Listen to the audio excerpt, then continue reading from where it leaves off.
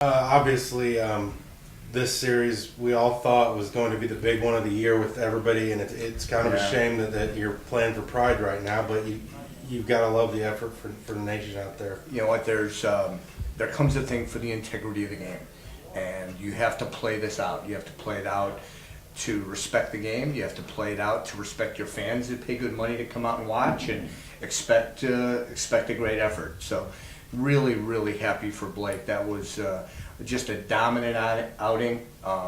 He put all the other stuff aside and just pitched a dominant game.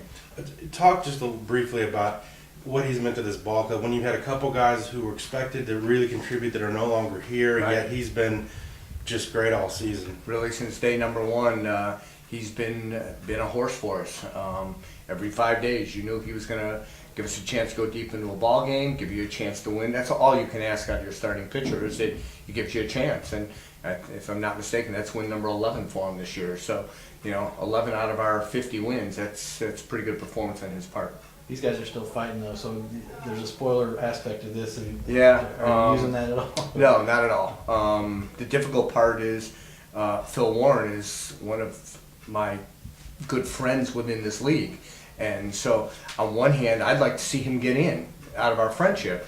On the other hand, the respect of the game is you have to play it out, and you have to play to win. And if he beats you and gets in, then, I really like Phil Warren a lot personally. I like his coaching staff, and so I will wish them the best, but they have to beat us. We're not going to just lay down.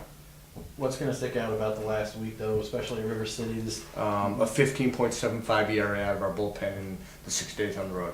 That's what will stick out.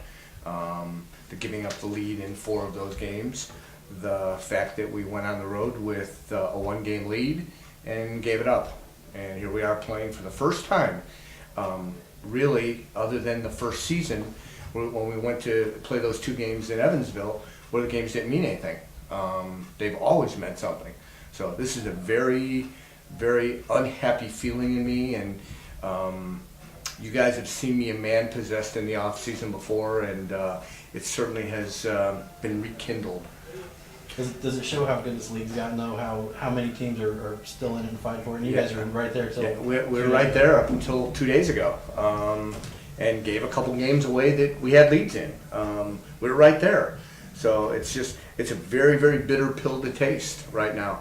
But the league's gotten better. We've got good managers that know how to put teams together. They work at it, and every year this is a challenge.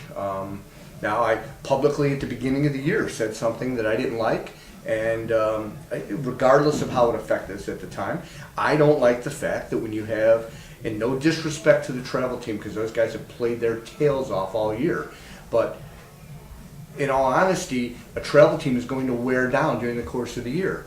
You can't have one team playing them 12 times and another team playing them 6. So I look at the fact of Lake Erie, for example, is 8-2 against them. We're 10-2 against them. We're 5-1. Tell me, does 5 wins make a difference in a playoff race? You bet it does. Let me play a team that's been on the road 12 times all year long, and let's see if the numbers don't jog a little bit differently. Let me play 6 more games at home instead of the ridiculous travel schedule we've got, and maybe things work out a little differently.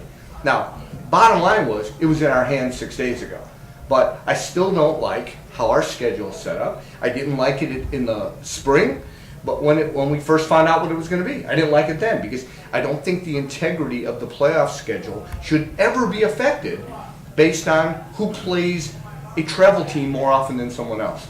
I realize it's a very difficult challenge for the league to figure out a way, but we have to figure out a way. We can't, and I don't care if that's me playing them 12 times. You can't have a schedule that does that. Was it avoidable with the regional rivalry thing, or? No, not really. The first draft that we got scheduled, we played them 9 times. A number of other teams played them 9 times, and when the new draft came out, we had 6, and 3 teams had them 12 times. So, like you said, it just kicks out the balance of things. I would love to have played 6 more games at home this year. What's our record at home this year? Outrageous. Let me play 6 more games. Let me put these guys in hotels 6 less days. 6 less days on a bus. and see if that makes a difference in what the standings are at the end of the year. One of the guys we would imagine you've liked the most over the years is Cam Lester, and he's not a power guy, not an RBI guy. He really comes up with the big hits for you and produces out of spots that aren't supposed to necessarily always produce a lot of runs. Well, he, to be honest, has really been a great story, because here's a kid that came in. He had been drafted by the Giants, ended up getting there and having a bad arm, he had to have surgery on it. So never got to play with them. Joins us the next year, and he's a rookie. He's playing every now and then. He's catching bullpens, kind of like Eisen has had to do to some degree. Last year came to me and said, if I can't play every day this year, I'd like to go someplace else. And we have Will Block with 300 with 17 home runs at second base, and I got Carlos Mendez, who's got 7 years in and played in Double-A. There was no spot for Cannon. And I called him in, told him the situation, gave him an opportunity to have a trade. Ultimately, he turned it down, decided to stay here. Ends up hitting .313 in the month of August last year, playing for Will Block, and ends up Championship Series MVP. In the end, he may go down as one of the highest character guys who've ever worn our uniform. The amount of stuff he does off the field for people in this community, from going to give speeches at schools, to Christian youth groups, to special needs groups. We played our wiffle ball game during spring training, and all these fans had come out to watch, and while our guys are playing, Cannon took a group of people over there, and he was pitching to fans and bringing some of our players over there to help play with some of the fans. It's the kind of guy he is. He's the first guy in the clubhouse to greet a new teammate, first one to take them around to introduce them to other guys. He plays catch with them when they get here, so they have somebody that they're connected with. He'll room with them on the road to get them acquainted to other guys. So I don't know that there's a better character guy that's worn our uniform.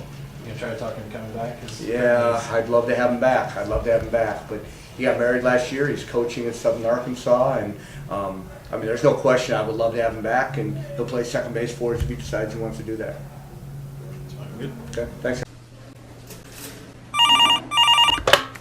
This is Bill Bonin of People's National Bank and home of the free Miners checking account. How may I help you? Hey Bill, this is Eric Punk of the Southern Illinois Miners. Hey Eric, it's great to hear from you. Do you remember how you were telling me about the great customer service at People's National Bank? And if I ever need anything to just let you know? Yeah, of course. Well, how tall are you, Bill? Why do you ask? I'll be right over.